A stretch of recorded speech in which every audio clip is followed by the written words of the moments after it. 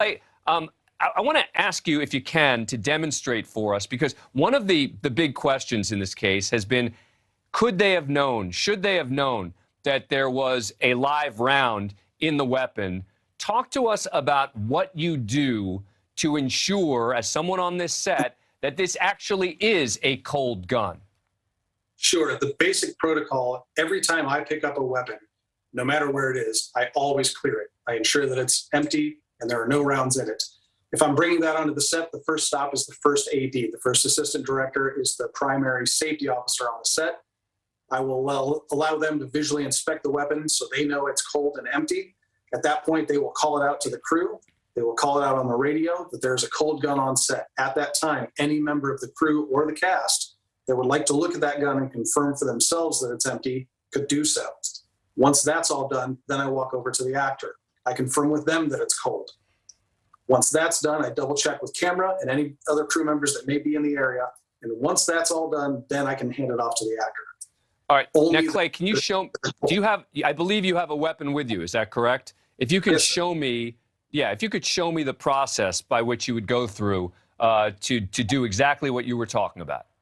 Sure. With a single action revolver like this, you open the cylinder and rotate through all 6 cylinders so you can clearly see that they are empty and that there is no brass inside there. And it literally takes that long.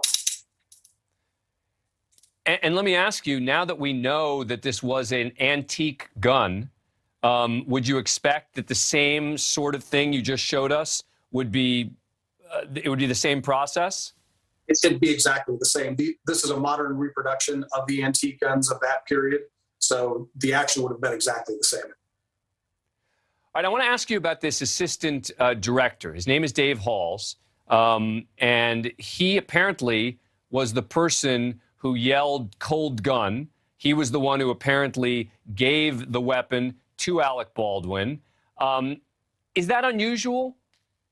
Extremely. There should never be a case where an AD touches a weapon. There should be an uninterrupted chain of custody from the armorer straight to the talent and back. At a certain point, the AD, of course, needs to visually inspect, but they should not have hands on a gun for any reason, nor should they be calling a gun cold that they have not actually inspected themselves.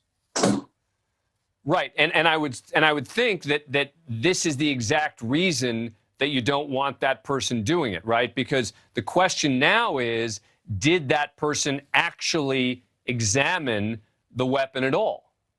Precisely. If that chain of custody breaks, now you introduce the possibility of problems. So as long as the armorer controls everything from the beginning to the end, there's only one person to go back to. Right. And again, we are continuing to cover this now as a breaking news story because the district attorney there in Santa Fe has indicated that criminal charges are now on the table and that there were an enormous number of bullets on the set. We need to find out what kinds they were. And you heard Clay telling us right there that he does not understand why there would have been bullets, plural, on that set.